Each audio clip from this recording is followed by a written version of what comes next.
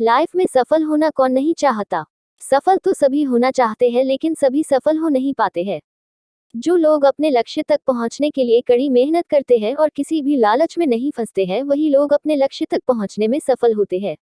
ये कहानी भी उसी के बारे में है। पुराने समय की बात है। एक राजा था जिसका कोई संतान नहीं था।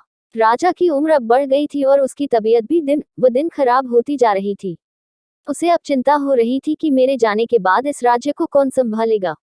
राजा ने अपने सलाहकार से पूछा कि मुझे अब क्या करना चाहिए। उसके सलाहकार ने कहा कि आपको अब प्रजा में से किसी योग्य व्यक्ति को उत्तराधिकारी बना देना चाहिए।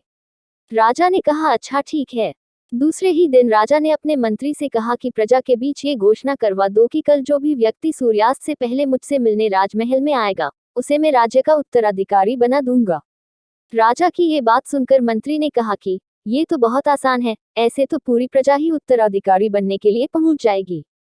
राजा ने कहा, नहीं, ऐसा बिल्कुल भी नहीं होगा। मेरे तक सिर्फ योग्य व्यक्ति ही पहुंचेगा, आप घोषणा करवा दो। मंत्री ने राजा की बात मानकर प्रजा तक ये संदेश पहुंचा दिया। अगले दिन बड़ी संख्या में लोग उत्तराधिकारी बनने के लिए राजमहल की ओर बढ़ने लगे। राजा ने अपने महल के बाहर एक बड़े मेले का आयोजन किया था।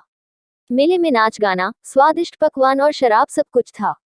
जितने भी लोग उत्तराधिकारी बनने के लिए आए थे, वो सब उस मेले में ही उलझ गए। वो लोग अपने हिसाब से मजा लेने लगे। सभी ये बात भूल गए कि उन्हें राजा से मिलने जाना है। तभी वहां पर एक युवक ऐसा भी आया था जो इन सब लालच में नहीं फंसा। उसे तो बस उत्तराधिकारी बनना था। वो सीधे राजमहल की ओर चलने लगा।